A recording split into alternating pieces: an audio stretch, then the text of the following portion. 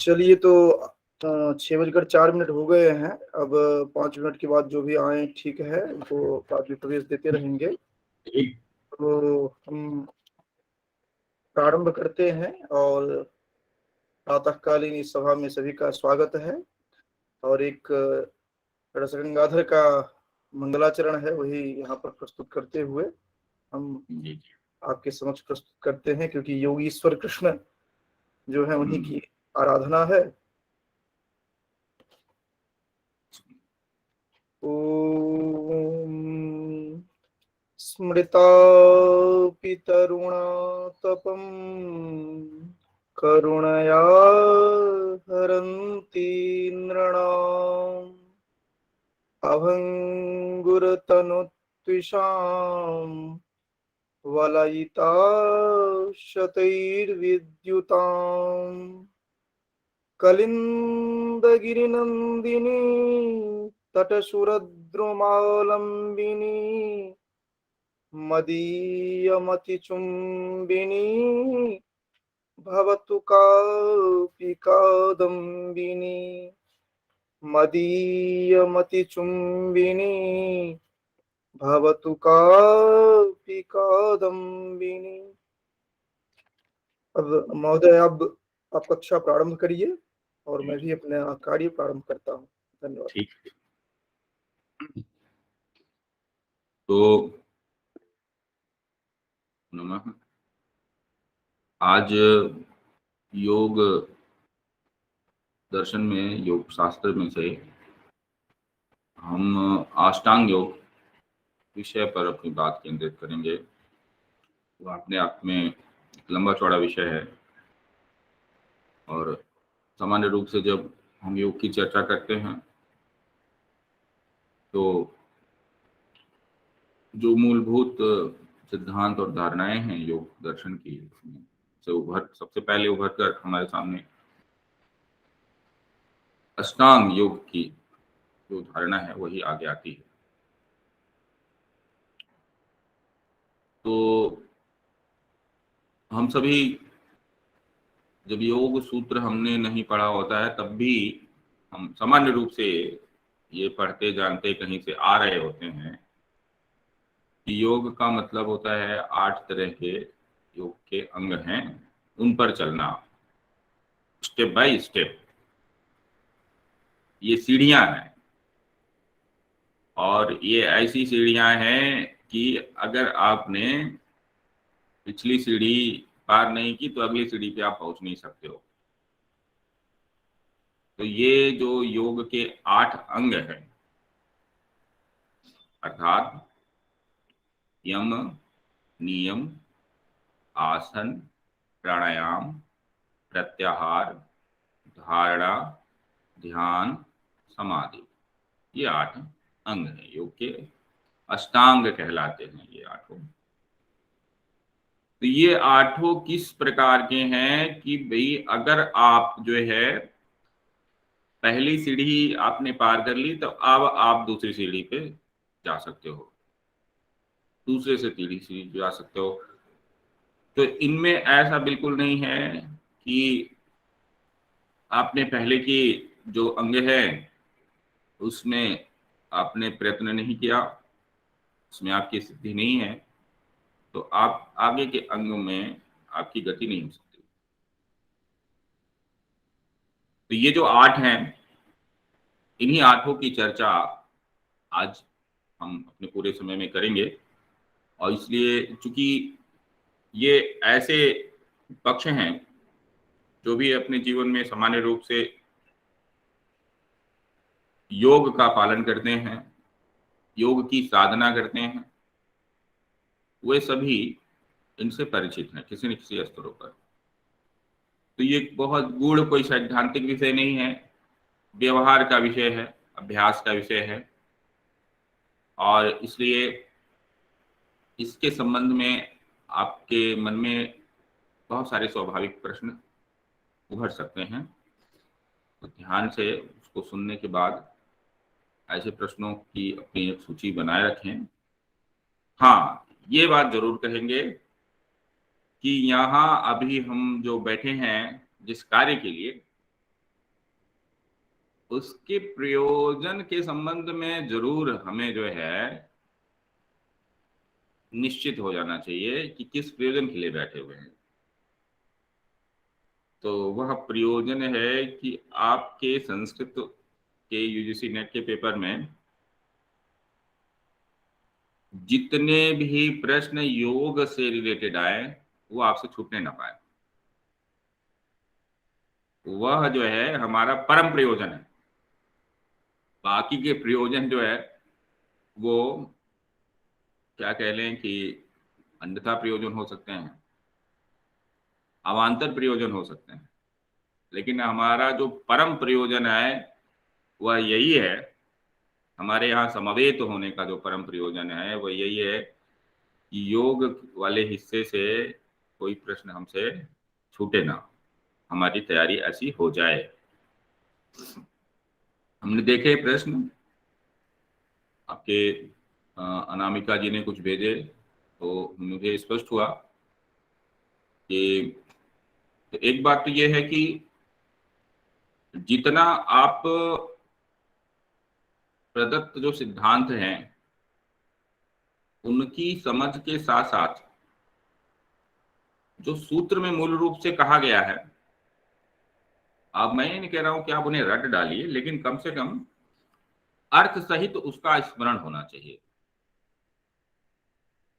तो मैं एक जरूर आपको यह सलाह दूंगा कि इस भाग को पढ़ते समय कम से कम आप अपने पास योग दर्शन योग सूत्र की कोई पुस्तक रखे जिसमें क्रम से सारे योग के सूत्र दिए हुए हों। उसको अगर आप अपने पास एक सहायक अध्ययन सामग्री के रूप में रखेंगे तो आपको बड़ी सहायता मिलेगी इस पोर्शन को समझने में। तो उस लिहाज से मैं आपसे ये कहना चाहूंगा, छोटी बड़ी कोई भी किताब मिल जाए जो मूलतः योग सूत्र पर, योग सूत्र का जो टेक्स्ट है उसमें जो अष्टांगिक योग का जो स्वरूप है वह कहाँ से शुरू हुआ है, तो उसको आपको मैं बता दूं कि जो 4 पाद हैं पूरे योग सूत्र में, समाधि पाद, साधन पाद, फिर जो है आपका विभूति पाद और कैवल्य पाद। तो उसमें से जो दूसरा है कौन सा, साधन पाद, उसका जो 28वां सूत्र है जो कहता है योगांग अनुष्ठानाद अशुद्धि क्षय ज्ञान दीप्तिर अविवेक ख्याते। तो इस सूत्र से लगा करके जो 28वां सूत्र है दूसरे यानी साधन पाद का, उसको उससे लगा करके कंटिन्यूटी में 28वें से लेकर के आपको चले जाना है 55वें सूत्र। 55 सूत्र है साधन पाद में, कुल 55 सूत्र हैं। और उसके बाद फिर विभूति पाद जहां से स्टार्ट होता है उसके भी पहला, दूसरा, तीसरा, फिर आप आ जाएंगे 8वें तक। ये कहिए आप लिख लें कि हमको साधन पाद के सूत्र संख्या 28 से लेकर के जो हमारा ये अष्टांग योग वाला जो पार्ट कवर हो रहा है 28वें सूत्र से लेकर के हमारा 55वें सूत्र तक जहां लास्ट है, उसके बाद जो अगला पाद है विभूति पाद, उसके पहले सूत्र से लेकर के 8वें सूत्र तक, ये इतना जो पोर्शन है इसमें पूरा अष्टांग योग जो है आपका कवर हो जाता है। तो एक बात तो ये ध्यान रखिए, अब इतने में जितने भी सूत्र आए हुए हैं उन सूत्रों को देखने से ही आपको ये पता लग जाना चाहिए कि ये सूत्र क्या कह रहा है, इस सूत्र की का अनुवाद आपको समझ में आ जाए। और सूत्रों का जो क्रम है कि एक सूत्र से ऊपर और सूत्र के नीचे जो सूत्र दिए हुए हैं उनकी क्रमता का आपको जो है भान रहे, उसका एक सम्यक बोध रहे। तो आप लोगों में से किसी ने देखा योग सूत्र, जो मूल ग्रंथ है, मूल जो सूत्र है योग सूत्र? सर बुक तो नहीं है, बट ऐसे जो गाइड वगैरह आती है उससे मैंने थोड़ा बहुत देखा है। अच्छा अच्छा। ओरिजिनल टेक्स्ट तो मेरे पास है नहीं। अच्छा, बाकी किसी ने देखा हो तो पता नहीं। बाकी ये काम कर सकते हैं कि जो मूल ग्रंथ मूल सूत्र है, योग सूत्र, उसका कोई पीडीएफ वगैरह हो तो आप अपने साथ उसको रखें, और वहां से ये जो हिस्सा है जिसके बारे में मैंने भी बात की कि साधन पाद का 28वें से 55, और फिर अगला जो कैवल्य पाद है उसका पहले सूत्र से लेकर 8वें सूत्र तक, यह जो है सामने रखेंगे अगर इसको आप, तो कम से कम आपको जो मूल है, जो मूल ग्रंथ है, उसकी बात आपको सामने स्पष्ट रहेगी। क्योंकि कई बार क्या होता है कि प्रश्न ऐसे पूछ लिए जाते हैं कि हमें सारे सिद्धांत तो पता होते हैं, सिद्धांत क्या कह रहा है, लेकिन अगर सूत्र को हम सीधे सूत्र से हमारा परिचय नहीं होता है तो कई बार कंफ्यूजन हो सकता है। लेकिन ये है कि इसके बिना भी जहां तक मुझे लगता है कि आपका काम बन जाएगा, लेकिन अगर सूत्र के साथ अगर आप सामने रख करके उसको देखेंगे पढ़ेंगे तो किसी भी तरह का कंफ्यूजन आपको नहीं होगा। तो ये जो अष्टांग है, इनमें से शुरू के जो 5 है उसको योग का बहिरंग कहते हैं, और लास्ट के जो 3 है वो योग के अंतरंग कहलाते हैं। यानी शुरू के जो 5 है वो सब बाह्य पक्ष हैं योग के, यानी योग की तैयारी है। वास्तविक योग जो है वो 3 ही है। कौन कौन से अंतरंग कौन हुए फिर 3, कोई बताएगा फिर? लास्ट के 3 क्या है जिसको हम अंतरंग कह रहे हैं?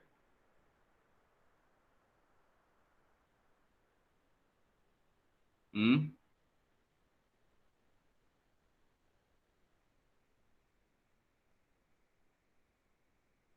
किसी के सामने अगर अष्टांग 8 अंग है तो लास्ट के 3 कौन से हैं जिसको हम अंतरंग कह रहे हैं योग के?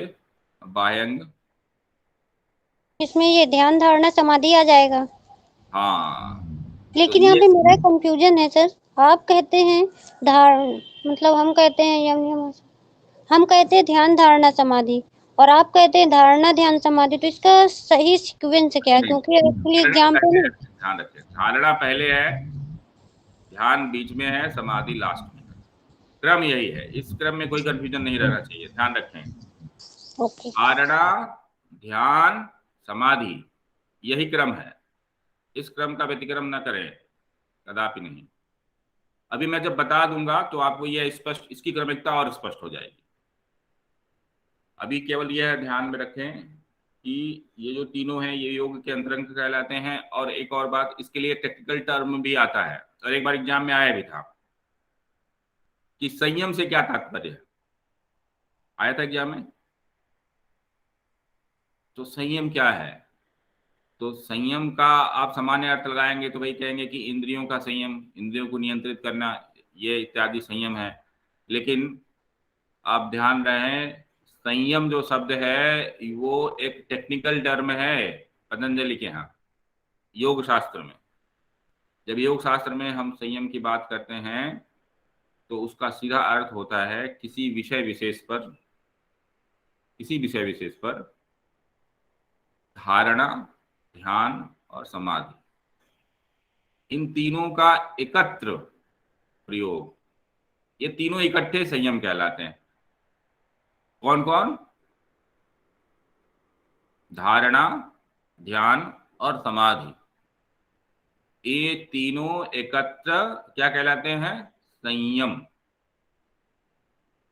और जब किसी विषय विशेष पर, अब तीनों एकत्र कहलाने का यह अर्थ हुआ कि योग साधना में किसी विषय विशेष पर कहा जाता है कि आप चित्त को टिकाएं, यानी वहां पर उसका संयम करें। यानी संयम करने का मतलब है उसी विषय पर आप धारणा का विषय बनाए उसको, वो ध्यान के आपके विषय बने, वो समाधि का विषय बने। जब हम हमें यह अभिप्रेत होता है कि है ना किसी विषय विशेष पर हम तीनों चीज करें, धारणा भी करें, ध्यान भी करें, उसके बाद समाधि की अवस्था में भी उसमें ले आए उसको, तो वह तीनों इकट्ठे क्या कहलाते हैं? संयम। यह एग्जाम में एक बार पूछा जा चुका है यह प्रश्न, ठीक है। तो अब आते हैं हम बहिरंग पर। तो असली जो योग है दरअसल वह ये 3 ही है, बाकी क्या है, तैयारी है। शरीर के तल पे और मन के तल पर योग की साधना की तैयारी को ही हम ये जो बहिरंग हैं वो उसका संबंध उस तैयारी से ही है कि हम अपने शरीर को और मन को योग साधना के लिए उपयुक्त बनाएं। अब उस तैयारी वाले क्रम में जो 5 जो है स्टेप हैं 1 बाय 1, उसमें भी क्रमिकता का भी ख्याल रखना है। उसमें भी क्रमिकता है कि सबसे पहले यम नियम है। अब यम नियम क्या है उस पर अभी अब बात करते हैं। और उसके बाद आपका आता है प्रत्याहार, उसके बाद आपका आसन आता है, फिर प्राणायाम आएगा, और फिर लास्ट में जो है आपका आएगा क्या, प्रत्याहार। तो ये जितनी चीजें हैं ये सब योग के बाह्य अंग। तो 1 बाय 1 एक एक चरण को अब लेते हैं शुरू से। तो जो पहला चरण है वह है यम। और ये जो दोनों चरण हैं यम और नियम, इसका वो लगभग एक जैसी बात है। और उसमें बात क्या है कि योग साधना ये मानती है कि जब तक व्यक्ति का आचरण शुद्ध नहीं वह समाधि को नहीं प्राप्त कर सकता है, या योग का जो चरम लक्ष्य है उसको नहीं छू सकता है। तो जरूरी है व्यक्ति का आचरण, चाहे वह दूसरों से के साथ जैसा व्यवहार करता है वह हो, वह अपने दैनंदिन जीवन में कैसे स्वयं के साथ कैसा आचरण कर रहा है वह हो। दोनों ही दृष्टियों से अगर हमारा आचरण शुद्ध नहीं है, हम नैतिक नहीं हैं, अपने साथ नैतिकता और दूसरों के साथ नैतिकता, नैतिकता के दोनों ही आयामों में अगर हम अपूर्ण हैं, अशुद्ध हैं, हमें कमियां हैं, न्यूनताएं हैं उस दृष्टि से, तो फिर हम योग साधना में प्रवृत्त नहीं हो सकते हैं, उसमें हमें सफलता नहीं प्राप्त होगी। अब इसका सीधा सीधा एक अर्थ देख लें सामान्य रूप से। अब किसी में बहुत ज्यादा गुस्सा आता है और गुस्से में आकर वो किसी को हानि भी पहुंचा दे रहा है व्यक्ति, तो ऐसी प्रवृत्ति के साथ अगर कोई योग साधना में आगे बढ़ रहा है जिसमें निरंतर वह किसी को हानि पहुंचाने की मनोवृत्ति रखता है, तो योग साधना उसके लिए फिर उपयुक्त नहीं हो सकती है। तो जब तक हम नैतिक रूप से उन्नत नहीं होंगे, यम और नियम की जो मूलभूत बात है वो यही है कि व्यक्ति जब तक नैतिक रूप से उन्नत नहीं होगा, वह उसका आचरण जब तक शुद्ध नहीं होगा, उसका चरित्र जब तक जो है वो ठीक नहीं होगा, तब ऐसा व्यक्ति तब तक योग मार्ग में प्रवृत्त नहीं हो सकता है। तो पहला जो कार्य है वह यही है कि हम अपना आचरण कैसे शुद्ध बनाएं, अपना चारित्रिक जो है स्तर कैसे उन्नत करें। इसी बातों को एड्रेस करता है यम और नियम। ये जो यम और नियम है ये दोनों ही 5-5 प्रकार के होते हैं। तो सबसे पहले हम 5 यमों की चर्चा करते हैं। ये जो 5 यम हैं, हमारे देश में जो दूसरी साधना पद्धतियां हैं जैनों की, बौद्धों की, उनके यहाँ भी इसकी चर्चा होती आई है। और खासकर जैनों के यहाँ भी एग्जैक्टली यही जो है पंच व्रत कहलाते हैं, वहां भी, यहाँ भी वो ऐसे व्रत ही कहलाए हैं, महाव्रत।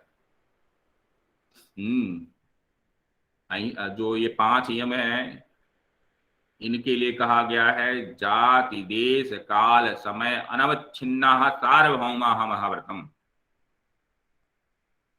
ये किसी भी जो है स्थितियों में, किसी भी जगह पर, किसी भी काल में, वह और किसी भी संस्कृति में कोई फर्क नहीं पड़ता है, ये यूनिवर्सल है। यहाँ सार्वभौम कहा गया है। ये जो महाव्रत है ये सबके लिए, सभी जगह, हर स्थल पे, हर समय, हर काल पे इसका जो है पालन किया जाना चाहिए। हर स्थितियों में इसका पालन किया जाना चाहिए। ऐसा ये सार्वभौम महाव्रत बताए गए हैं। कौन कौन से? अहिंसा, सत्य, अस्तेय, ब्रह्मचर्य, अपरिग्रह। इन शब्दों से आपका पूर्व परिचय होगा, लेकिन एक बार अभी मैं स्पष्ट कर दूं कि ये जो 5 नियम हैं, अहिंसा, सत्य, अस्तेय, ब्रह्मचर्य और अपरिग्रह, ये जो 5 चरण हैं, ये जो 5 आयाम हैं नियमों के, ये एक तरह से हमारा जो दूसरों के प्रति आचरण है, मुख्य रूप से इसका संबंध है। अभी जो 5 हम नियमों की चर्चा करेंगे, शौच, संतोष, तप, स्वाध्याय, ईश्वर प्रणिधान, ये हमारी अपने प्रति नैतिकता है। हम अपने प्रति नैतिकता को जो निर्वाह करते हैं, तो उसके क्रम में हम शौच, संतोष, तप, स्वाध्याय और ईश्वर प्रणिधान का पालन करते हैं, का आचरण करते हैं। और हमारी नैतिकता जहां दूसरों के सापेक्ष होती है,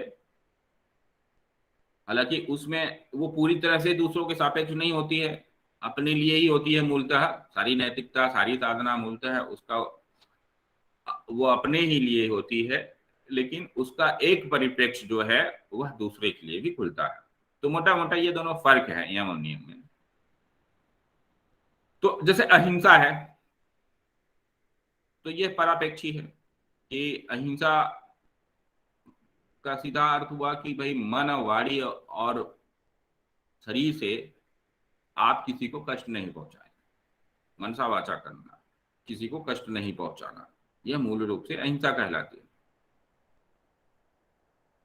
फिर सत्य, कि हर स्थिति में जो है वह आप सत्य पूर्ण सोचेंगे ही, सत्य पूर्वक बोलेंगे भी, सत्य का ही आचरण करेंगे।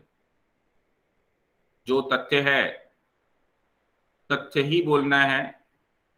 लोभवश, क्रोधवश, मोहवश हम असत्य का जो है आचरण नहीं करेंगे।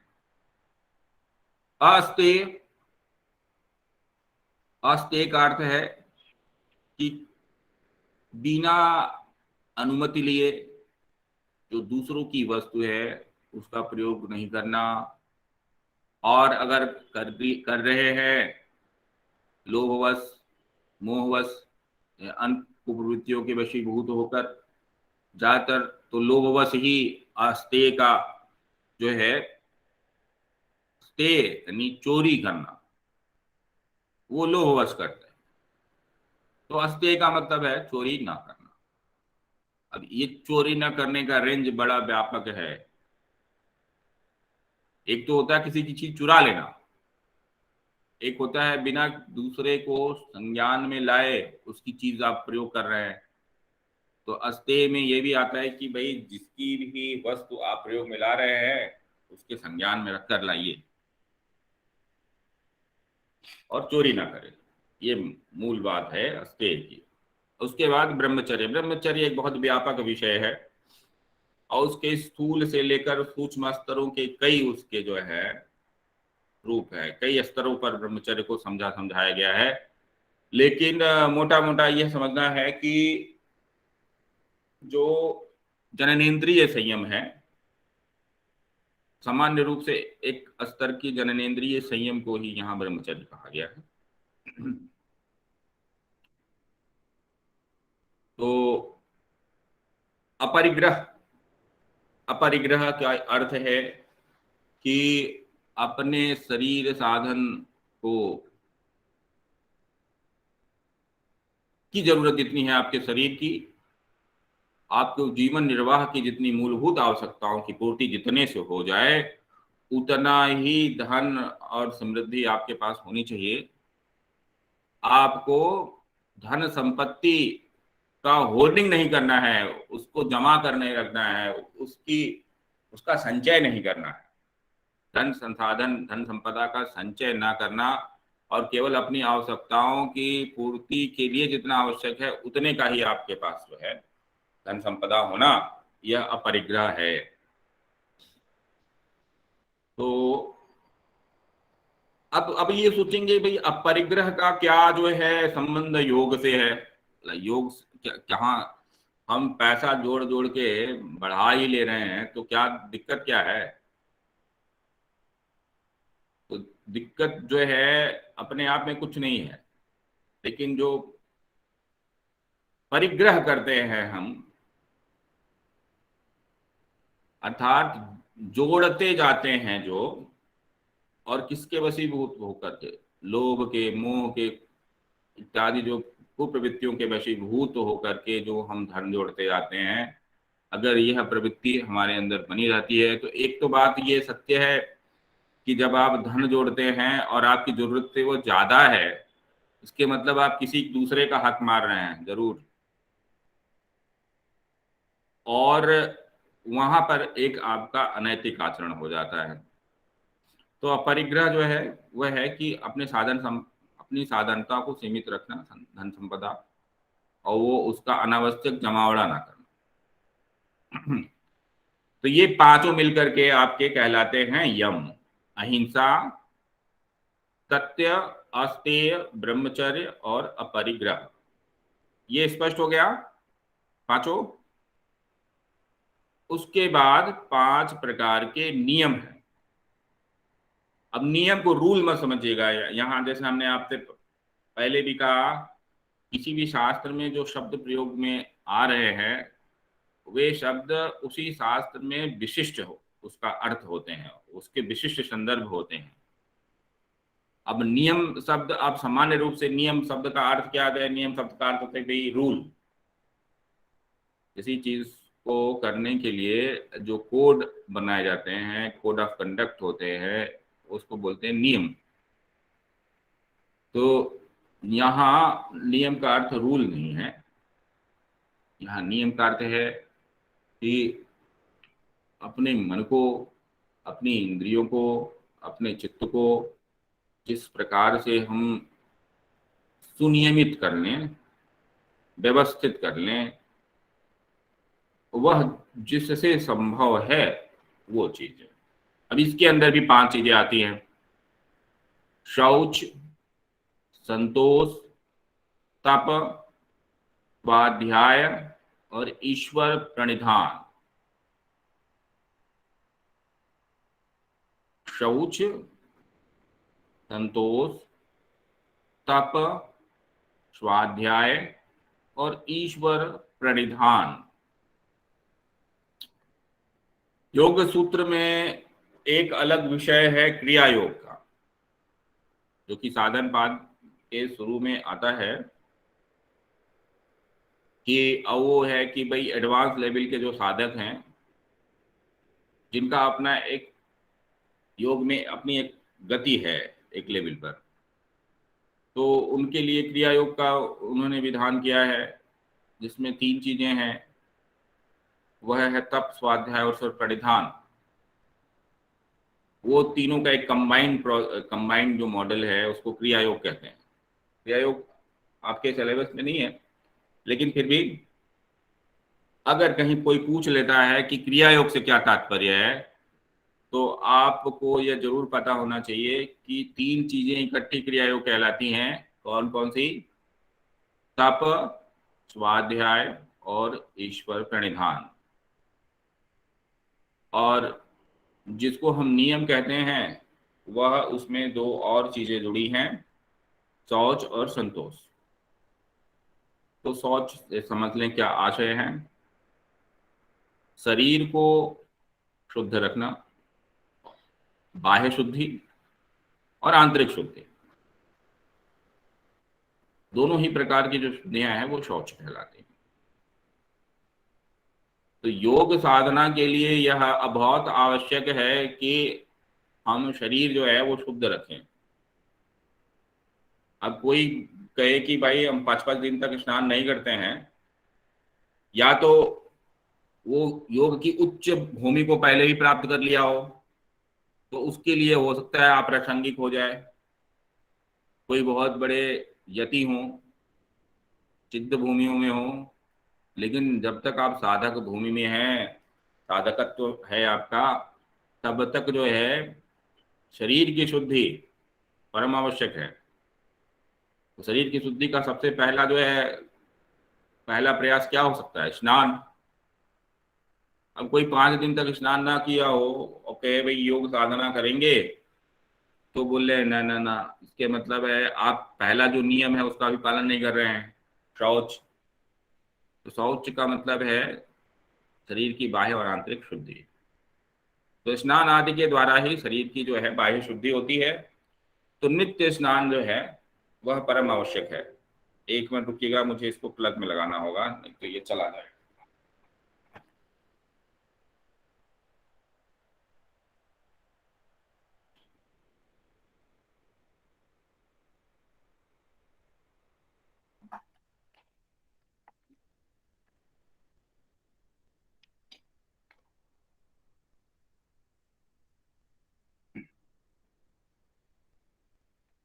ठीक है,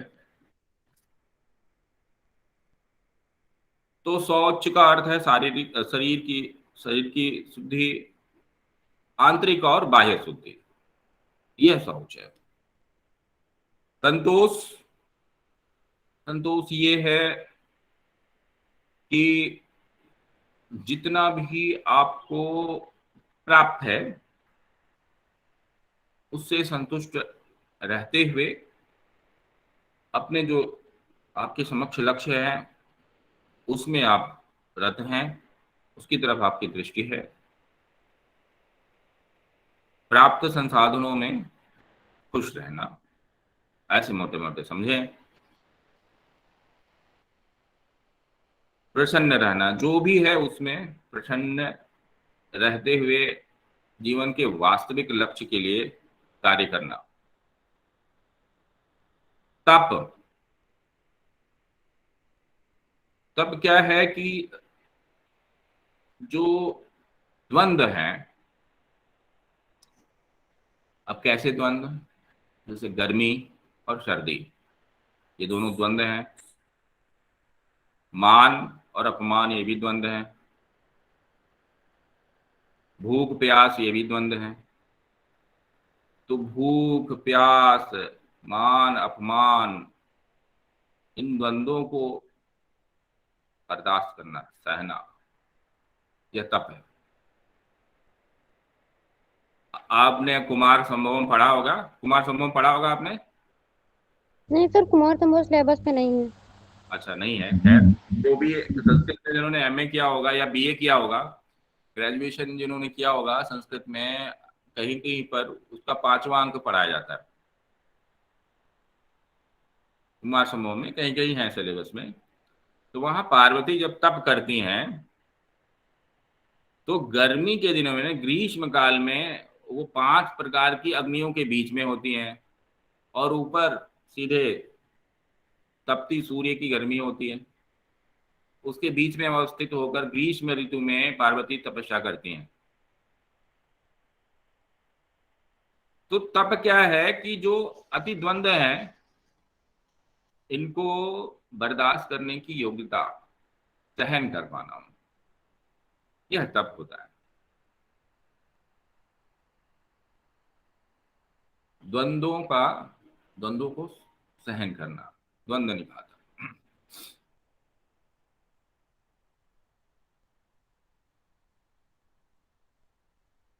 स्वाध्याय, स्वाध्याय का में जो है, जो सम्मिलित है आपके, जो इष्ट आपका जो मंत्र है उसका चिंतन मनन, उसका अध्ययन,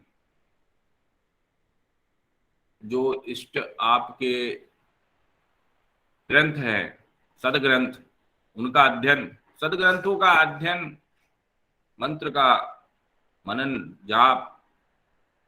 वैसे मूल रूप से इसको कह लें कि वेद आदि जो आपके मार्ग में सहायक सदग्रंथ हैं उनका अध्ययन ही स्वाध्याय है। टेक्निकल अर्थ में स्वाध्याय से तात्पर्य जो है केवल वेद का अध्ययन भी स्वाध्याय कहलाता है। लेकिन यहाँ अर्थ है जो भी सदग्रंथ आपके उन्नति में सहायक हों उनका अध्ययन करना। और फिर ईश्वर प्रणिधान, तो ईश्वर के प्रति पूर्ण समर्पण भाव, उनके प्रति श्रद्धा अवनत होना, यह ईश्वर प्रणिधान कहलाता है। तो ये पांचों क्या कहलाते हैं? नियम कहलाते हैं। तो नियम कौन है? शौच, तप, शौच, संतोष, तप, स्वाध्याय और ईश्वर प्रणिधान। इनका आचरण करने से हमारा मन जो है, मन की जो चंचलता है वह मिटती है, मन की गति जो है वो स्थिर होती है, सूक्ष्म होती है चित्त की, और योग साधना के जो लक्ष्य हैं उनके तरफ जो फिर हम उन्मुख होते हैं। तो ये हो गए आपके यम और नियम, जो 8 अंग में पहले नंबर पे आते हैं, दोनों पहले और दूसरे, यम और नियम। तो जब तक हमारा जो आचरण है वह अगर उन्नत नहीं है तो हम योग साधना में प्रवृत्त नहीं हो सकते हैं। यही अर्थ है यम और नियम का, कि हमें अपना आचरण ठीक करना है।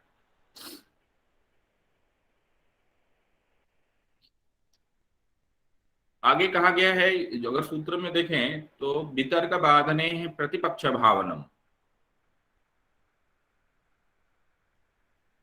तो अब जैसे अहिंसा का भाव है तो उसका प्रतिपक्षी भाव क्या है, उसका प्रतिपक्ष क्या है?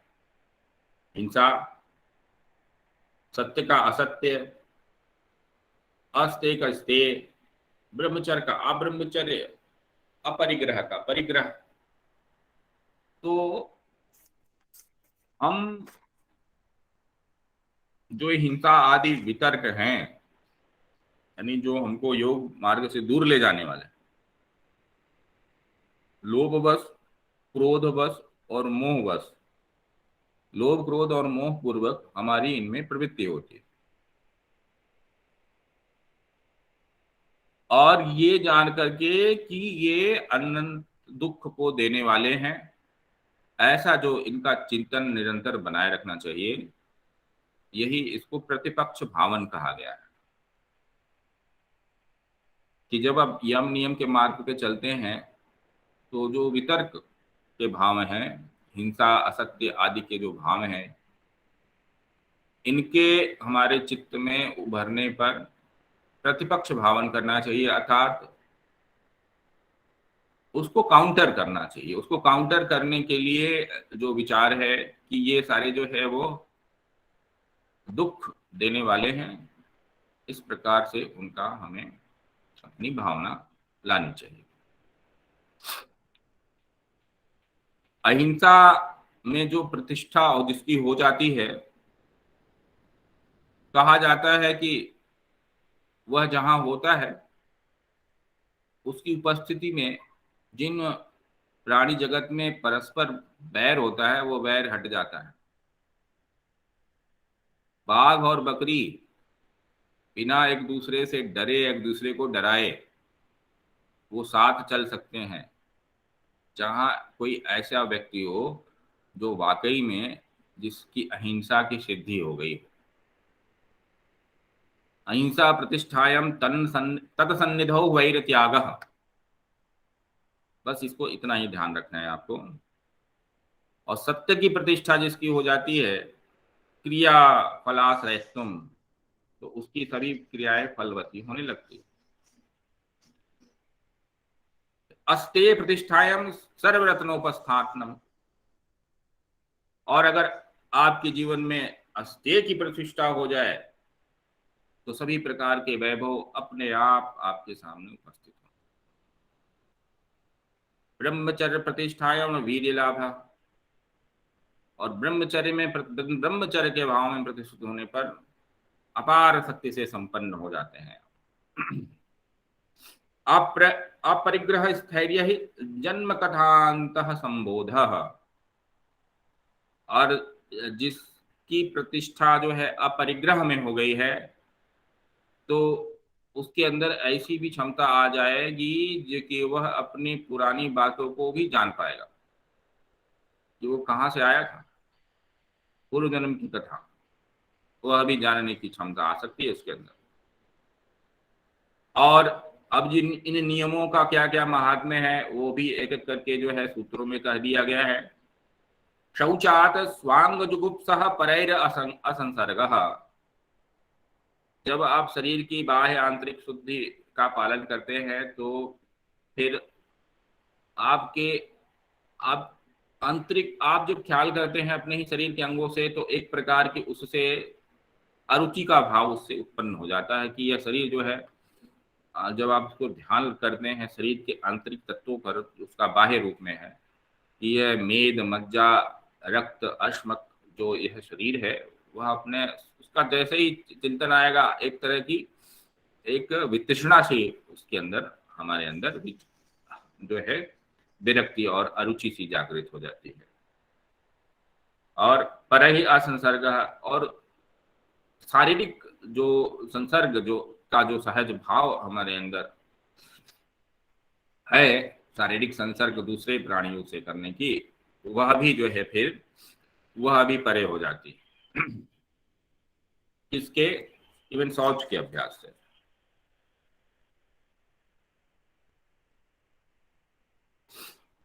तो फिर आगे कहा संतोषाद अनुत्तम सुख लाभ। संतोष की भावना जिसको हो जाए उसको अभूतपूर्व सुख मिलने लगता है। और तपसः किम भवति कायेन्द्रिय सिद्धि अशुद्धि क्षयात्।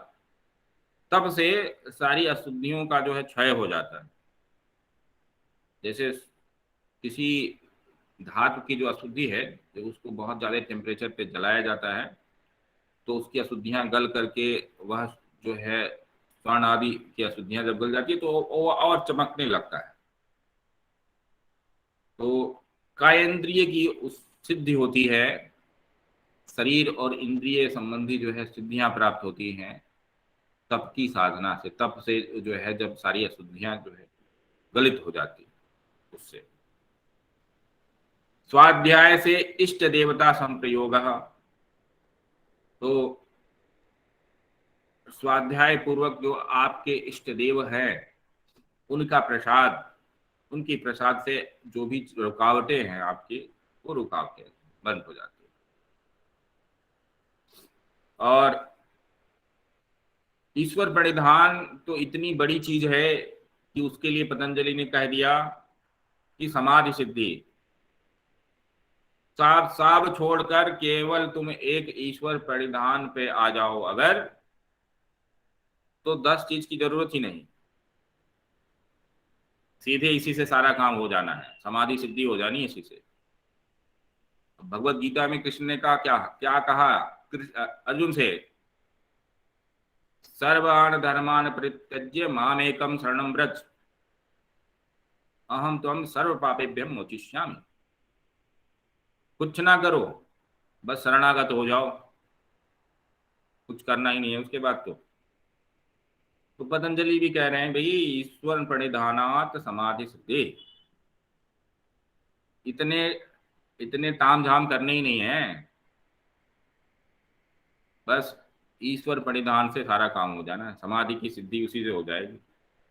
ये बिल्कुल शॉर्टकट है। तो ये बड़े पते की बात है कि पतंजलि जहाँ तो इतनी आयोजना कर रहे हैं साधनाओं की कि भाई आपको ये साधना स्टेप वाइज ऐसे ऐसे स्टेप वाइज इन स्टेप्स में जाना है, लेकिन ईश्वर प्रणिधान के विषय में कह दिया कि भाई इसका फल जो है सीधे समाधि सिद्धि है। जब ईश्वर की चर्चा हम और करेंगे तो भी इस विषय पे थोड़ा और विस्तार से देखेंगे। तो ये हमारे यमो नियम हो गए। अब आते हैं हम आसन पर, जो तीसरा अंग है। आसन से आप सभी परिचित हैं, योगासन। यहाँ तक कि जो लेमैन है, जो सामान्य रूप से जन सामान्य जो है, जब वह उससे पूछा जाता है योग क्या है, तो वो योग का मतलब इसी जो 8 अंगों में से यह जो अंग है आसन, या थोड़ा सा और कह लें प्राणायाम, इसी को ही वो योग समझता है। योग का मतलब होता है भैया आसन, योगा। ये जो आप कहते हैं योगा करते हैं, योगा करना का क्या मतलब हो गया कि भाई आसन करना, या थोड़ा बहुत कह ले कि कुछ प्राणायाम के स्टेप्स, बस इतना ही योगा है, योग है। तो वह केवल 8 अंगों में से एक अंग है जिसको हम आसन कहते हैं। और वो भी क्या है, असली वाला जो योग है, जिसको हम अंतरंग कह रहे हैं योग का, अर्थात धारणा, ध्यान और समाधि। असली वास्तविक योग यही है, ये तीनों, धारणा, ध्यान और समाधि। बाकी चीजें क्या है, उसकी तैयारी है, उसके लिए आपके शरीर और मन को तैयार करने की कला है। तो जब तक आपका शरीर जो है वह स्थिर नहीं होगा, तब तक आप योग साधना में प्रवृत्त नहीं हो सकते हैं। तो आसन से जो है क्या, स्थिर सुखम आसनम, जिस भी अवस्था में हम शरीर को सुखपूर्वक, बिना किसी स्ट्रेन के, बिना किसी तनाव के लंबे समय तक जिसमें हम बने रह सकें, जिस भी पोस्चर्स में, वैसा कर पाना वह आसन कहलाता है। प्रयत्न शैथिल्य अनंत समापत्तिभ्याम, विशेष प्रयत्न के शरीर को तमाम तरह की स्थितियों में हम स्थिर बनाए रखें, बिना किसी जोर दिए शरीर के किसी अंग विशेष में, और तो यह आसन हमें सिद्ध होता है। आसन सिद्धि का अर्थ यह है कि आगे चल करके जब हमें ध्यान लगाना है तो हमारा शरीर जो है बिना हिले डुले लंबे समय तक टिका रहे। और अगर आसन सिद्धि नहीं हुई आपकी, और आपको अगर आधा घंटा बैठने के लिए कह दिया जाए तो नहीं बैठ पाएंगे, आधा घंटा भी नहीं बैठ पाएंगे। आधे घंटे के अंदर आपके शरीर को लगेगा कि हम थोड़ा सा और पोस्चर को चेंज कर दें, कुछ और करने लगें, कुछ हिल डुल जाए। तो शरीर सामान्य रूप से हमारा, जैसे मन चंचल होता है वैसे शरीर भी चंचल होता है। वह भी किसी एक स्टैटिक नहीं होना चाहता, किसी एक पोस्चर में वो स्थिर रहना नहीं जानता है। लेकिन योग साधना के लिए परम आवश्यक है कि हम शरीर को, शरीर की हरकतों को, उसके मूवमेंट्स को हम बिल्कुल स्थिर कर लें। क्योंकि अगर वो हिलेगा डुलेगा तो क्या होगा, जो फ्रीक्वेंसी है वो कैच नहीं कर पाएगा। जब आप रेडियो में किसी एक स्टेशन पर सेट कर देते हैं, ट्यून कर देते हैं बैंड पे, तो एकदम बिल्कुल सही आवाज आती है, बिल्कुल क्लियर कट। और उस सेट फ्रीक्वेंसी से जरा सा भी इधर उधर हुई गई तो क्या है, जो आवाज आएगी वो क्लियर नहीं आएगी। रेडियो तो चला कर देखिएगा ना आप। तो क्या है कि हमें ऐसे ही शरीर को भी बिल्कुल हलचलों से एकदम रहित, शांत और स्थिर कर देना है। तो आसन जो तरह तरह के किए जाते हैं उसके तो बहुत सारे लाभ बताए जाते हैं, लेकिन पतंजलि के लिए वो अभिप्रेत नहीं है। पतंजलि को यो आसन से बस इतना ही मतलब निकालना है कि ध्यान में बैठने के लिए आपका शरीर उपयुक्त हो जाए, बस। तो ये स्थिर सुखम आसनम, यह है तीसरा अंग। अब आसन से फिर ततो द्वंद्वा अनभिघातः, यह भी एक लाभ है इसका। आसन सिद्धि होने से फिर वो तो आपको देर तक बैठने का तो अभ्यास तो हो ही जा रहा है, और उससे एक और फायदा है। जैसे अभी मैंने कहा था, तब जब बता रहा था कि जाड़ा गर्मी शीत बरसात और भी तमाम भूख प्यास है, इनको सहन करना तरह का तप है। और आसन करने से इन द्वंद्वों को सहन करने की हमारे अंदर क्षमता भी पैदा होती है। जैसे भूख है, भूख प्यास है, हो सकता है 3 घंटे लगातार आप बिना खाए पिए अगर रहे तो आपको परेशानी हो जाए, आपको लगे कि नहीं अब तो कुछ खा लेने चाहिए, और नहीं खाते हैं तो आप दिक्कत महसूस कर रहे हैं। तो अगर आपकी आसन सिद्धि हो गई तो हो सकता है आप 7-8 घंटे बस बिना कुछ खाए पिए आप बिल्कुल फ्रेश फील कर रहे हैं, बिल्कुल किसी भी तरह की जो है आप आवश्यकता नहीं ऐसा थका या ऐसा जो है भूखा अनुभव नहीं कर रहे हैं। तो आसन सिद्धि से एक फायदा यह भी है कि भूख प्यास जो है हमारी वह प्रोलॉन्ग हो जाती है, लंबी हो जाती है, तुरंत तुरंत भूख प्यास नहीं लगती, ये क्षमता पैदा होती है। आसन सिद्धि जब हो जाती है तब अगला स्टेप आता है हमारा प्राणायाम का। लेकिन पहले आसन सिद्धि यानी शरीर को किसी एक पोस्चर में टिका करके बिठाने की क्षमता आ जाए, तब अगला स्टेप है जो हमारा प्राण है, उस प्राण का संयमन, उस प्राण का नियमन। तस्मिन् सति श्वास प्रश्वासयोर गतिर्विच्छेदः प्राणायामः। तस्मिन् सति यानी योग में स्थित हो जाने पर जो श्वास और प्रश्वास है उसकी गति का विच्छेद, उसकी गति का नियंत्रण, उस गति का स्थिर होना, वह प्राणायाम कहलाता है। एक्सहेल और इनहेल, हम जो है प्राण वायु ग्रहण करते हैं और प्राण वायु निकालते हैं, यह प्रक्रिया हम निरंतर करते जाते हैं। सतत प्रक्रिया है, नित्य प्रक्रिया है। हमारी निगाह इस तरफ जाए न जाए, यह जीवन धारण करने के क्रम में यह हम निरंतर कर रहे हैं। हम चाहे जगे हों या सोए हों, श्वास प्रश्वास की जो गति है, श्वास प्रश्वास का जो क्रम है, जो व्यापार है, वो निरंतर चल रहा है, चलायमान है। प्राणायाम क्या है?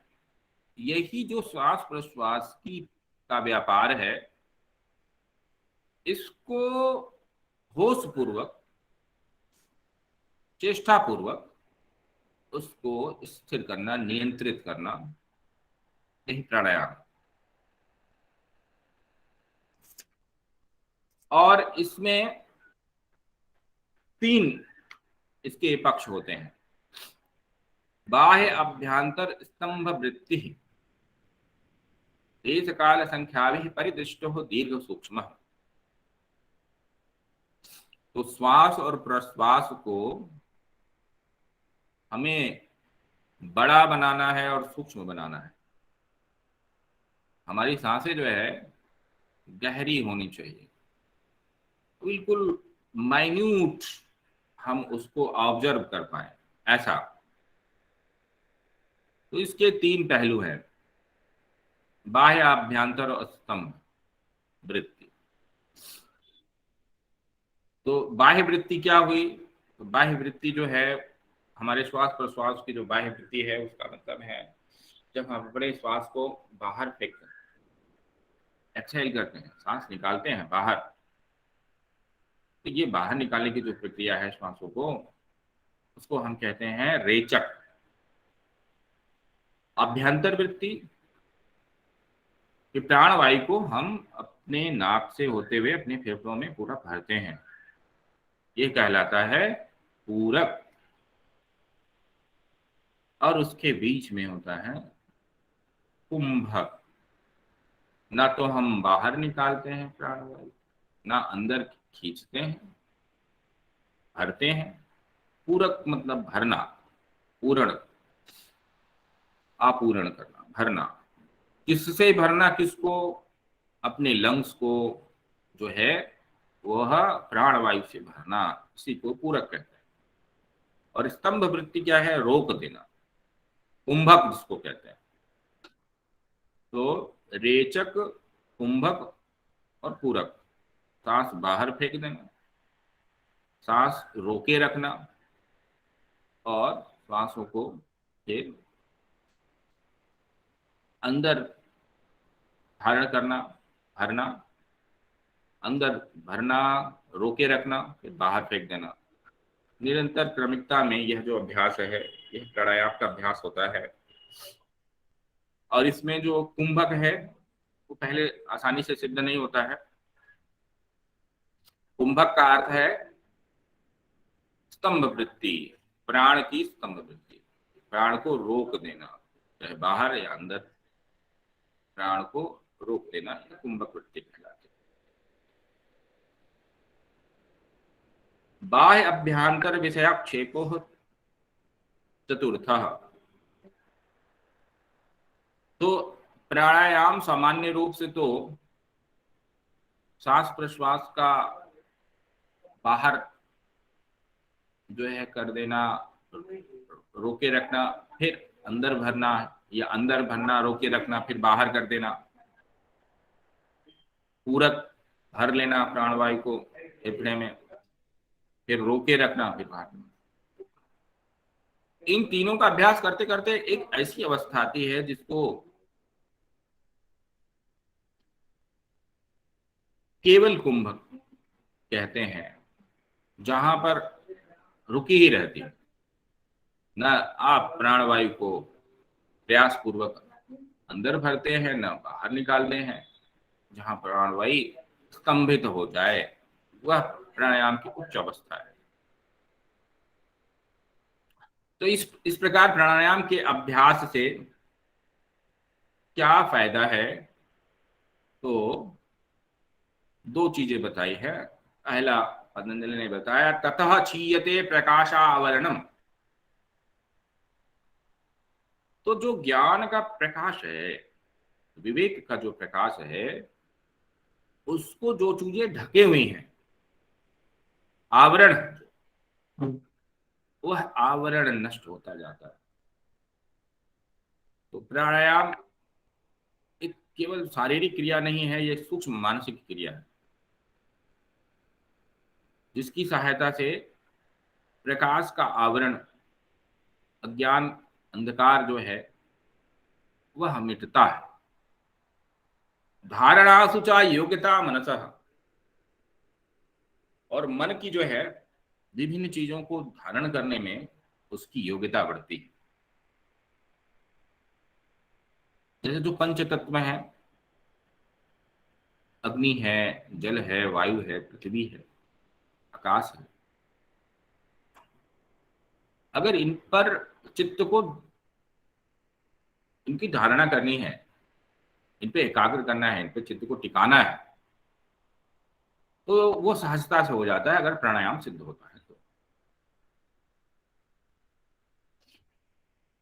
तो यम, नियम, आसन, प्राणायाम, ये चार चीजें हमने कवर की। अब आते हैं पांचवें स्टेप पे, जिसको कहते हैं प्रत्याहार। तो प्रत्याहार का क्या लक्षण किया है पतंजलि ने? त्वा विषय असंप्रयोगे चित्तस्य स्वरूपानुकार इव इंद्रियाणां प्रत्याहारः। प्रत्याहार किसका होता है? तो यह ध्यान में रखें, इंद्रियों का प्रत्याहार होता है। प्रत्याहृत हो जाती इंद्रियों को। जब हम ऐसे मोटे मोटे समझ लें, प्रत्याहार का सीधा अर्थ होता है हटा लेना। प्रत्याहार क्या है? हटा लेना, समेट लेना। किसको किससे हटा लेना? तो इंद्रियों को हटा लेना। अब इंद्रियों को किससे हटाना है भाई? तो हर इंद्रिय के अपने नियत विषय हैं। हमारी कर्ण इंद्रिय है, उसका नियत विषय है शब्द। स्पर्श इंद्रिय है त्वचा, तो वो उसके भी नियत विषय है।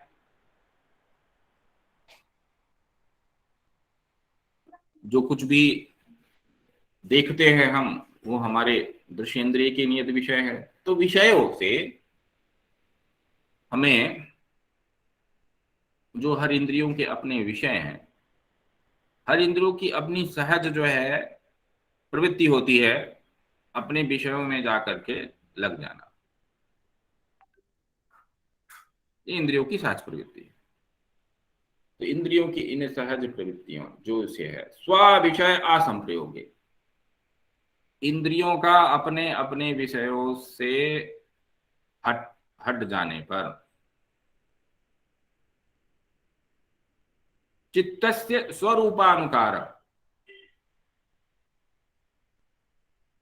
हमारा जो, जब हम चित्त और चित्त की वृत्तियों की बात कर रहे थे तो हमने बताया कि जो चित्त की वृत्तियां हैं वो विषयों के आकार से आकारित होती, तदाकार आकारित वृत्तियां होती। प्रत्याहार ये कह रहा है कि आप विषयों के आकार की तो आप बात ही मत करिए, आकार किसका बनने जाए, चित्त के खुद के आकार की हो जाए।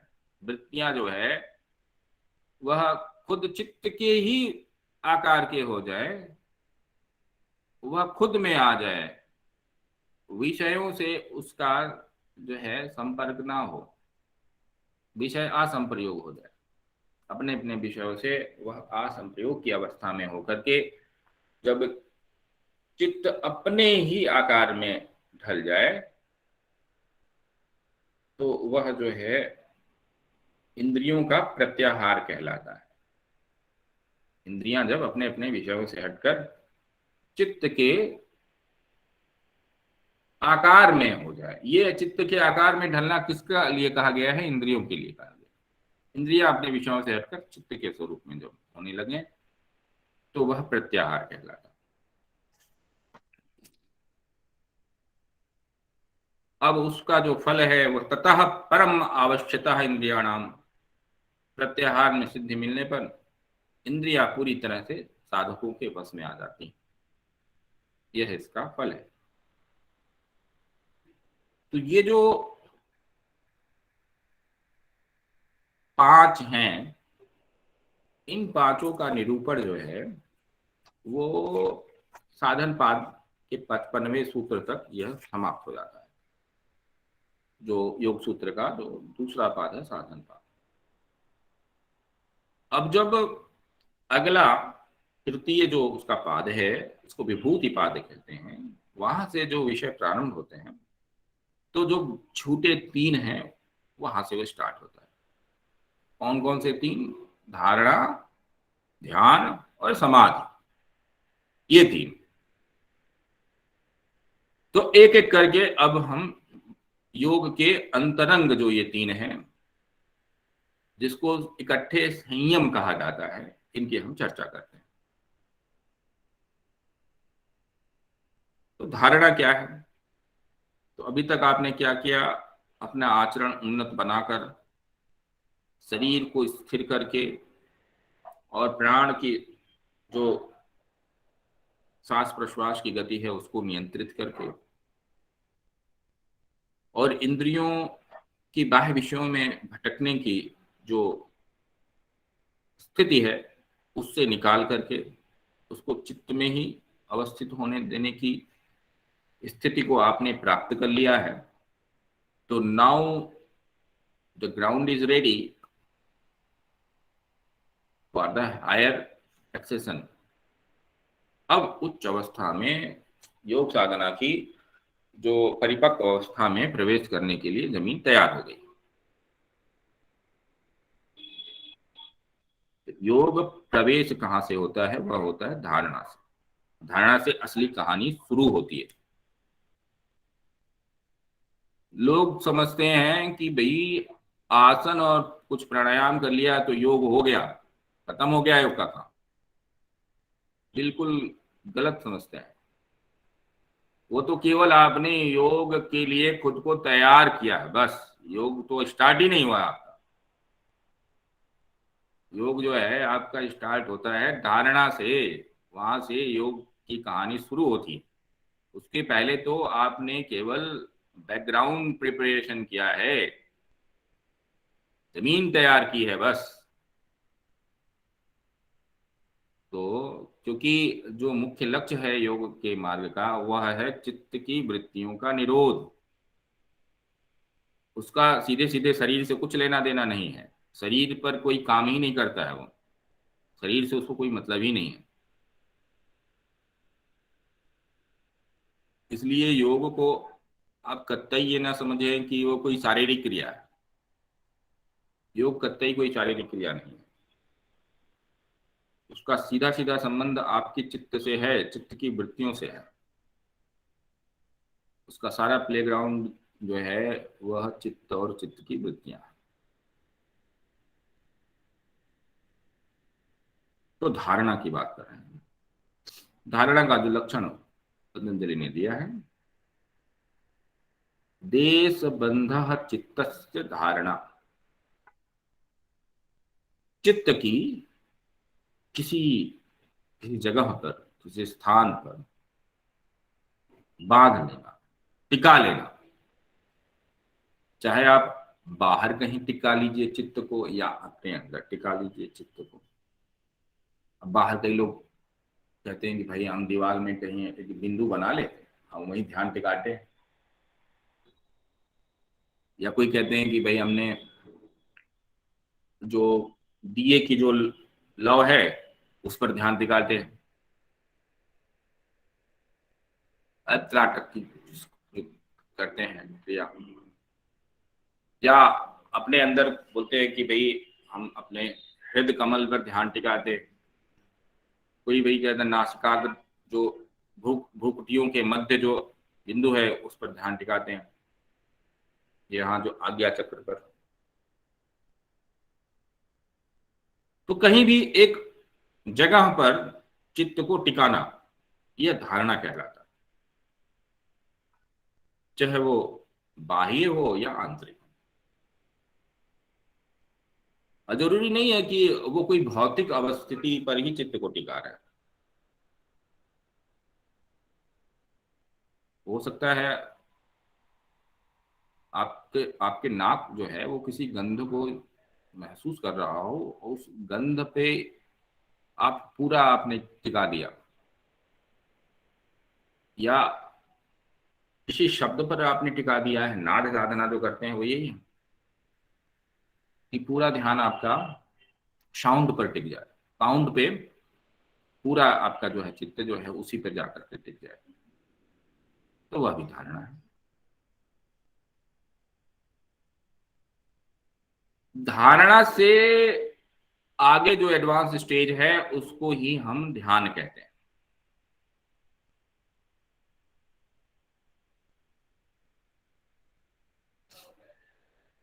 ध्यान का जो है अंग्रेजी में अर्थ होता है मेडिटेशन।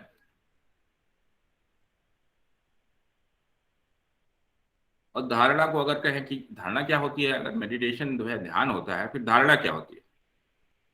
तो धारणा मेडिटेशन नहीं होता है। मेडिटेशन के पूर्व की एक जो अवस्था है जिसको आप कह लें कंसंट्रेशन, कंसंट्रेट करना, फोकस करना, किसी बिंदु पर चित्त को टिका लेना, बस इतना जो काम है वह धारणा कहलाता है। ध्यान इससे आगे की चीज है, इससे थोड़ी आगे की चीज है। तत्र प्रत्यय एकतानता ध्यानम। तत्र मतलब चित्त को जहां किसी देश विशेष में, किसी जगह पे जहां पे आपने चित्त को टिकाया, वहां पर जब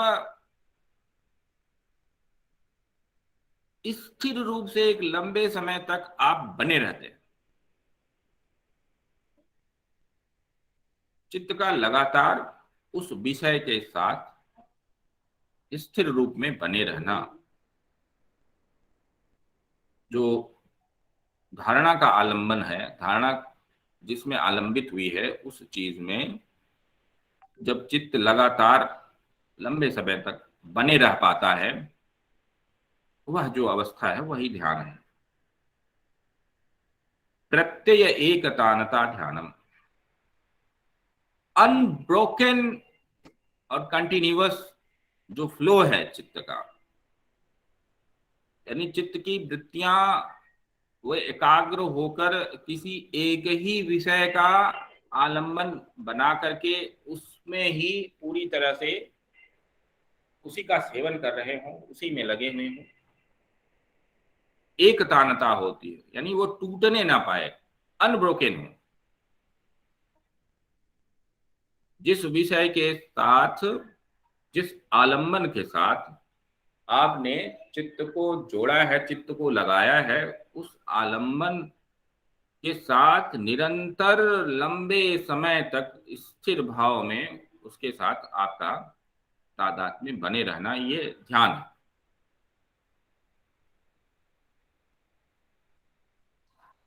तो धारणा को हम मोटा मोटा कह सकते हैं कंसंट्रेशन, चित्त को बस टिका लेना किसी विषय पर, किसी आलंबन पर, यह धारणा है।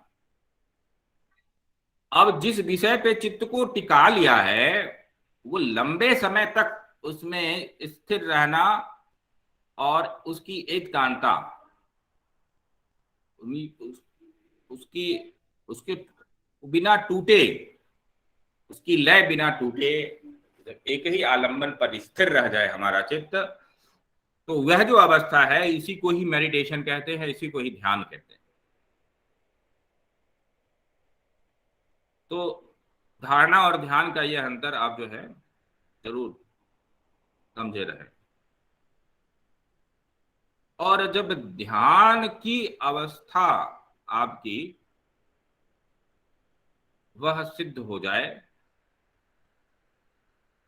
तो उससे आगे का जो एडवांस स्टेज है, उसके आगे की जो उन्नत अवस्था है, उसको ही हम समाधि कहते हैं।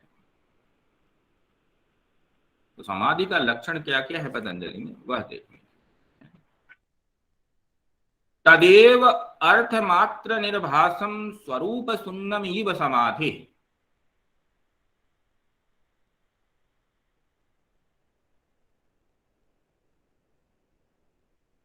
चित्त का स्वरूप शून्य हो जाए। जैसे आप किसी चीज का सामान्य रूप से जब आप ज्ञान करते हैं, तो एक होता है ज्ञाता, एक होता है ज्ञेय,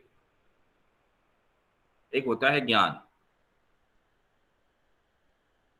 अब उसी को कह लें ध्याता, ध्येय और ध्यान, जिसको सामान्य रूप से आप ज्ञाता, ज्ञेय और ज्ञान कहते हैं। तो त्रिपुटियां हैं ये, और तीनों का भान रहता है सामान्य अवस्था में आपको,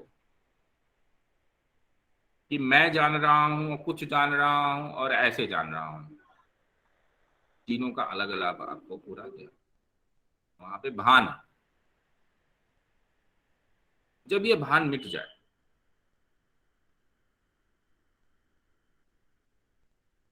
समाधि वह अवस्था है जब यह भान भी मिट जाए, जब यह द्वैत मिट जाए, कौन ध्याता है और क्या ध्येय है, और जो आलंबन है हमारे धारणा और ध्यान का, जो आलंबन हमने जिसको बनाया है, यानी जो ध्येय है, यानी ध्यान का जो विषय है, जब हमारी चेतना में केवल वही उपस्थित रह जाए, उसी का भान, उसी का बोध बना रहे,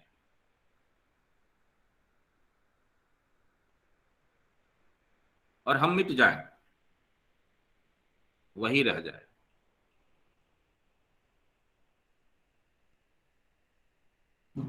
ये बड़ी उच्च अवस्था है, चेतना की अत्यंत उच्च अवस्था है। जब हमारे ध्यान का आलंबन विषय जो है, जो हमारे ध्यान का जो आलंबन है, जो ध्येय है, हमारे हमारे बोध, हमारी चेतना में बस उसी की प्रकाश ना हो,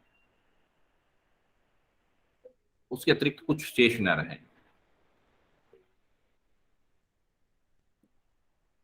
सविशेषता समाप्त हो जाए, निर्विशेष हो जाए, बोध आपका निर्विशेष हो जाए। आपका बोध जो है वो सविशेष किन चीजों से? कोई वस्तु जिसका आप ज्ञान कर रहे हैं, उससे आपका क्या संबंध है? उसमें जो निहित जाति है, वो द्रव्य है, गुण है, कर्म है, क्रिया है, ऐसे तमाम जो है उसके जो पहलू हैं, उसका एक संज्ञान आपके बोध का विषय बनता है। ये इन सब से जब वो रहित हो जाए, निर्विशेष हो जाए, ध्येय चित्त जो है वो बिल्कुल ध्येयाकार हो जाए, बिल्कुल ध्येय ही हो जाए वो। लाली देखन मैं गई, मैं भी हो गई लाल। जिसे देखने आप जा रहे हैं, आप वही हो गए। न आप बचे और न वो चीज बची जिससे आप देख रहे हैं, बस वही वही रह जाए। चेतना की वह जो उच्च अवस्था होती है, उसी को समाधि कहते हैं। स्वरूप शून्यम इव, मानो चित्त अपने स्वरूप से बिल्कुल शून्य हो गया और वह ध्येय जो जो आलंबन है, बस वही हमारे बोध में रह जाए। अब यह जो समाधि होती है, इसमें भी दो स्टेप हैं। एक को सबीज समाधि कहते हैं और एक को निर्बीज समाधि कहते हैं। इसको विवेक ख्याति भी कहते हैं।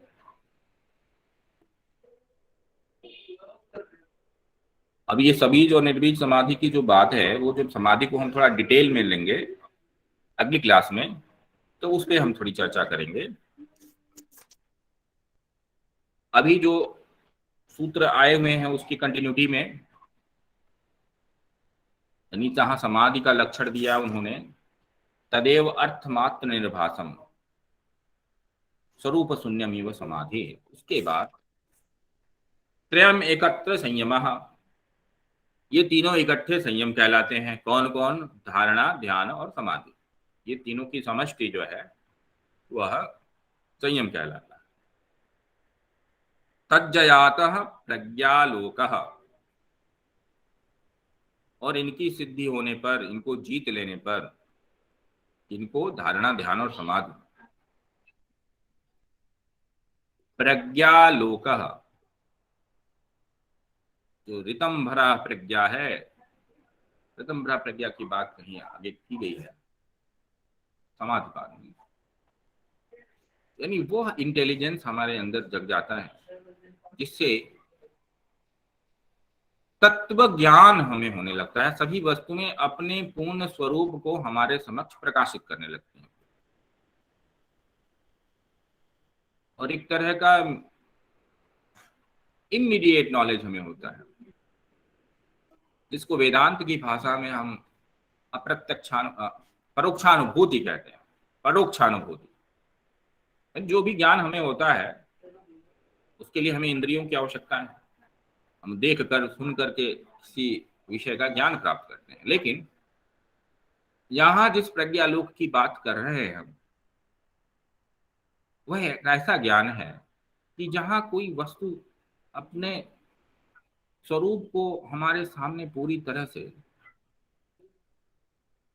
प्रकाशित कर देता है और हमारे इंद्रियों के बिना किसी इंटरवेंशन, एक प्रकार की फ्लैश ऑफ लाइट, जैसे कोई चीज जस्ट लाइट हो, प्रकाश, एक प्रकाश की एक स्फुरण हो, एक द्युति हो और सब हमें पता लग जाए। हमें ज्ञान जो है वो चरणों में होता है, रुक रुक करके किसी चीज में हम किसी चीज का ज्ञान प्राप्त करते हैं। एक होता है सडन फ्लैश हो जाए, सडनली हमको कोई चीज फ्लैश हो जाए, हम कोई हमने जान लिया, और ये जाना बिना इंद्रिय विषय के जो पूरे संयम, इंद्रिय विषयों का जो संयोग है, सन्निकर्ष है, उसके बाद जो पूरी आगे की जो कहानी है, उसका जो अद्य व्यवसाय होता है ज्ञाता का उस विषय के साथ, वो सारी प्रक्रिया करके हम किसी विषय का ज्ञान प्राप्त करते हैं। ये वो वाला ज्ञान है समाधि के बाद होने वाला, जहाँ वह जो ज्ञेय है, जो ध्येय है, उसका स्वरूप पूरी तरह से हमारे सामने स्पष्ट हो जाता है, इन सडन फ्लैश ऑफ लाइट।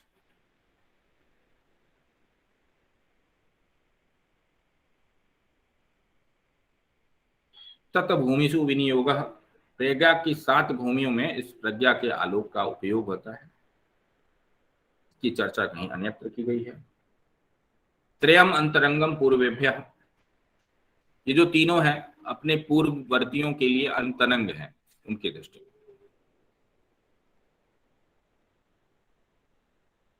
तो पूर्वेभ्य कौन है वो? आसन, सॉरी, यम, नियम, आसन, प्राणायाम, प्रत्याहार, ये पूर्व है, पूर्व अंग है, और ये अंतरंग। लेकिन एक बात ये है कि समाधि की जो सबसे उच्च अवस्था होती है, जिसको हम निर्बीज समाधि कहते हैं, और जिसको हम असंप्रज्ञात समाधि भी कहते हैं। समाधि 2 तरह की होती है, संप्रज्ञात और असंप्रज्ञात, उसकी चर्चा हम अगली क्लास में करेंगे। तो निर्बीज या असंप्रज्ञात समाधि के लिए ये तीनों भी बहिरंग हैं, तो ये सापेक्षिक पद है। असंप्रज्ञात और निर्बीज समाधि के दृष्टि में धारणा ध्यान समाधि, यहां जब धारणा ध्यान समाधि करना है तो समाधि से तात्पर्य हमारा अबीज समाधि से है, उसके लिए भी बहिरंग है। किसकी दृष्टि में? असंप्रज्ञात या निर्बीज समाधि की दृष्टि। तो इतनी ही बात जो है आज हमें आप कहनी रही। अब आपके जो प्रश्न हो वो एक एक करके आप सामने रख सकते हैं।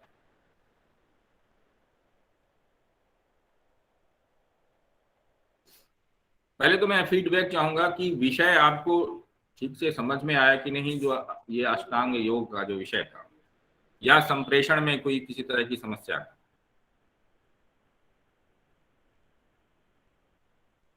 अब आप में से जिसके पास भी किसी भी प्रकार की जिज्ञासा हो तो आप सर के से साक्षात पूछ सकते हैं। हैंड रेस कर दीजिए और बारी बारी से क्लियर कर लीजिए।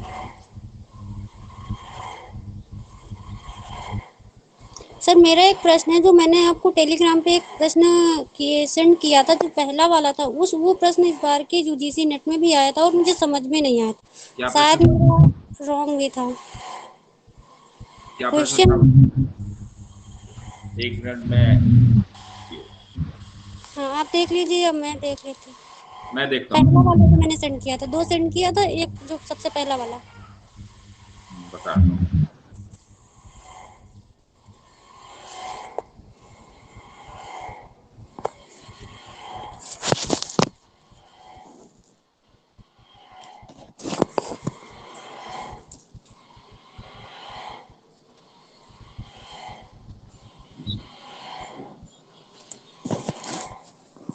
संयम इति अनेन कस्य निर्देशः, एक प्रश्न तो ये था जो मैंने अभी आपको बता दिया। धारणा ध्यान समाधि ये संयम कहलाते हैं, ठीक है? यही तब पता नहीं था, तो ये वाला मेरा शायद गलत भी हो गया था। हाँ, तो अब ये ध्यान रखिए। फिर ये दूसरा प्रश्न आपने रखा था, योग दर्शनानुसारम सार्वभौम व्रतेषु कष्ट गणना न भवति।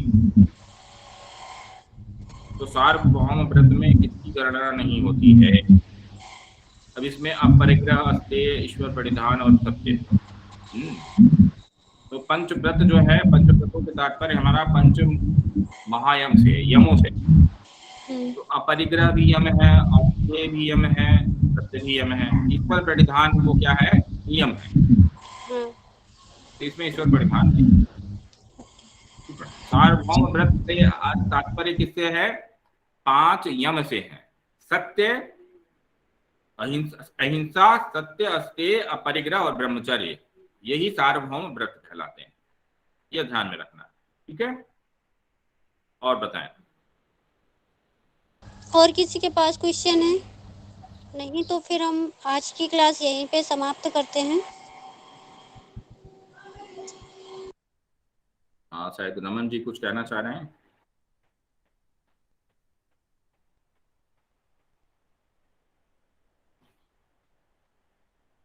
आवाज नहीं आ रही रमन जी।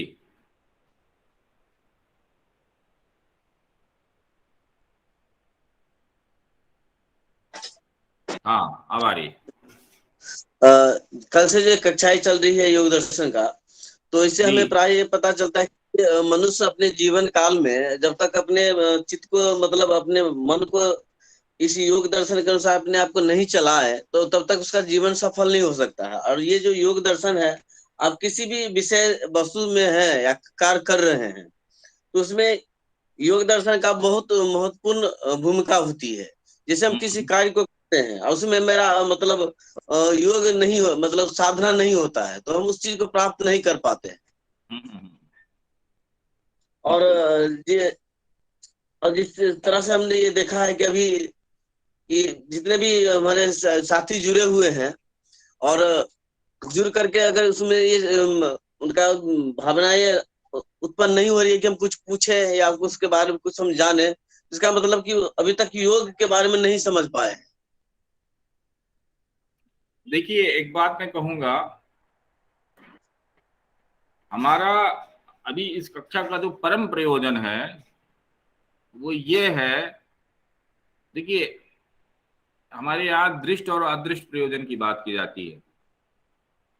योग को अपने जीवन के बनाने के दृष्टि से समझ पाना, वह तो हमारे जिस जिस कार्य के लिए हम यहाँ इकट्ठे हुए हैं वो उसका अदृष्ट प्रयोजन है, जी जी, जो सामने नहीं दिखाई देने वाला। और जो दृष्ट प्रयोजन है उसके लिए भी यह जरूरी है कि आपके मन में शंकाएं उत्पन्न हो। दृष्ट प्रयोजन क्या है कि भई जो हमारा यूपी नेट का जो पेपर होगा उसमें योग वाले पोर्शन से जो प्रश्न पूछे जा सकते हैं उसके लिए हमारी तैयारी बिल्कुल पक्की हो, वो हमारा है दृष्ट प्रयोजन। और अदृष्ट प्रयोजन के दृष्टि से भी अगर आप कुछ अपना संचेतना रखते हैं तो ये तो बहुत अच्छी बात है। लेकिन जो दृष्ट प्रयोजन है इस क्लास का कि भाई योग से रिलेटेड जो आपका यूजीसी नेट में जो प्रश्न पूछे जाए उसमें हमारी तैयारी रहे, उसके लिए भी जरूरी है कि आपके मन में शंकाएं उत्पन्न हो, प्रश्न हो आपके समक्ष, तभी तो समझा जाए इस बात को कि हाँ विषय से आपका जो है एक बन पा रहा है कुछ संबंध।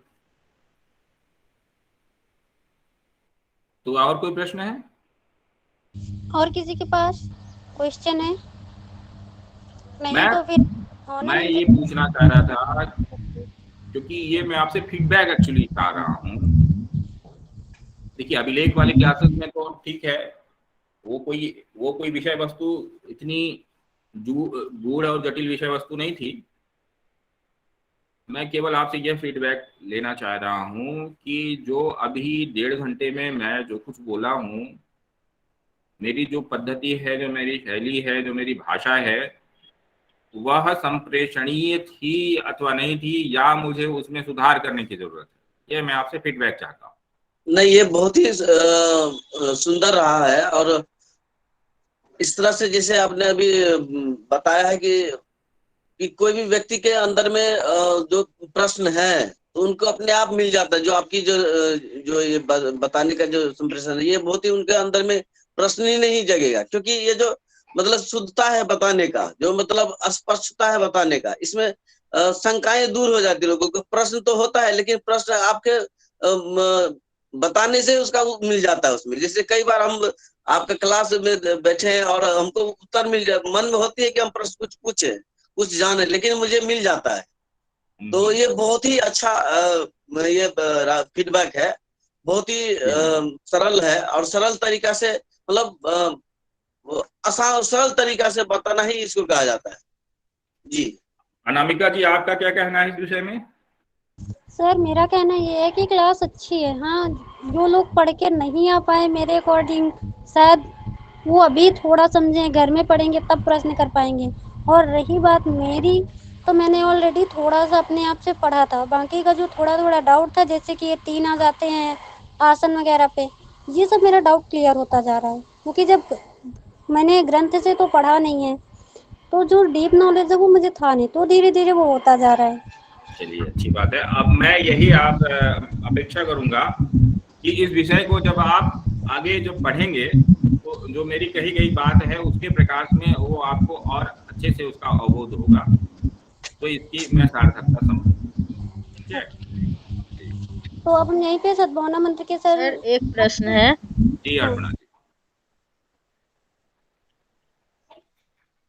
किम सत्यम ब्रह्मचर्य गोप्ते इंद्र यस्यो पथस्य अस्तेन शौचम संयम या सत्य, इनमें हम किनको माने?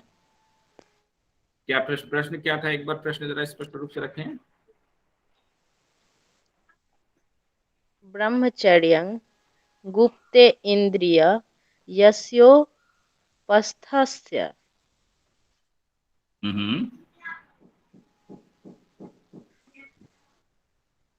आगे बोलें। इनमें हम अब फिर बोले, ब्रह्मचर्य गुप्ते इंद्रियं यस्यो पस्थस्य। इसमें 4 ऑप्शन है, असत्यम, शौचम, संयम और सत्यम।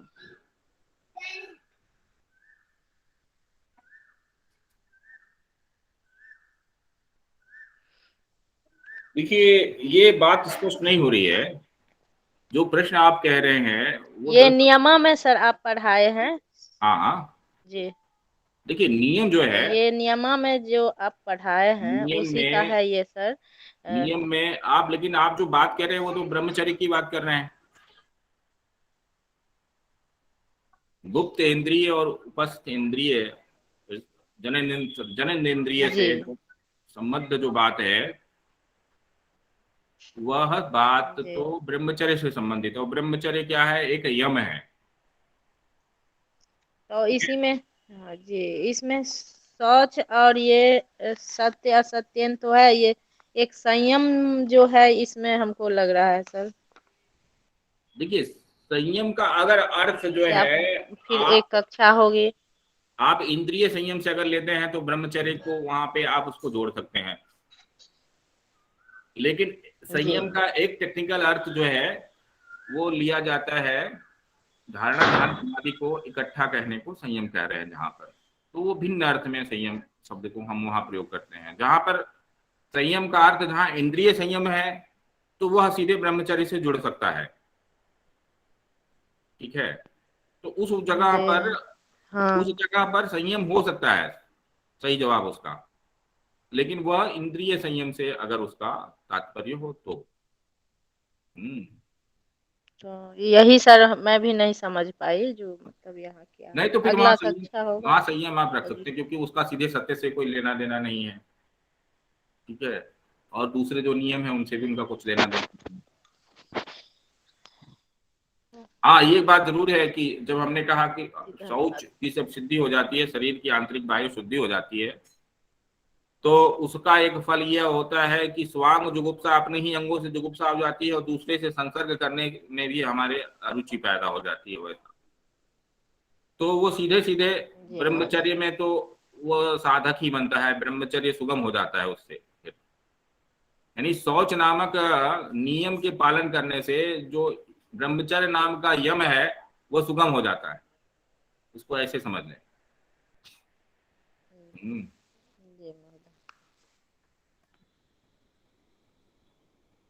क्लियर हो गया क्वेश्चन आपका?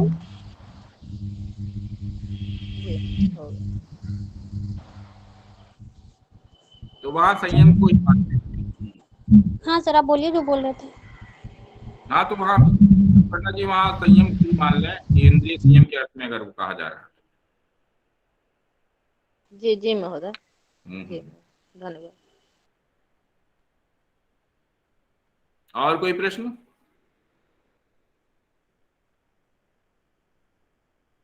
और कोई प्रश्न है किसी के पास? नहीं महोदय। हम सद्भावना मंत्र के साथ यहीं पे क्लास खत्म करते हैं। जी जी। अर्चना जी आपका क्लियर हो गया क्वेश्चन? जी ओके, जी जी हो गया। तो ठीक है, अब किसी के पास मेरे हिसाब से कोई प्रश्न नहीं है, तो हम सद्भावना मंत्र के साथ यहीं पे क्लास समाप्त करते हैं, जैसा कि अभी तक चला आ रहा था।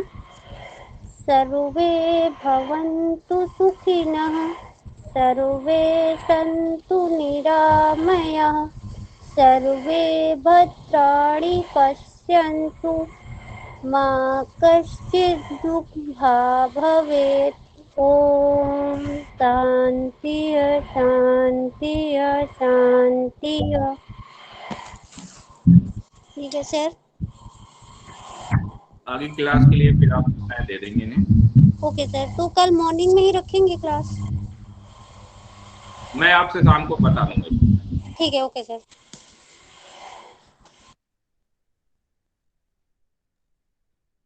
सुप्रभात।